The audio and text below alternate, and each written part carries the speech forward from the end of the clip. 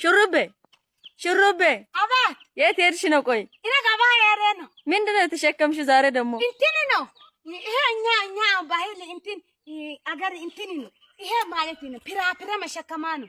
ድሮ እኛ አባትና እናት ድሮ ዘመን ጊዜ ማለት ነው ባዝ የለም፣ ይሄ ማስታጠባ የለም፣ እቃ እንትን የለም። ስለዚህ ይሄ አይነት ውስጥ ነው እቃ ሸክሞ አሁን እኔ ገበያ የሄደ ነው።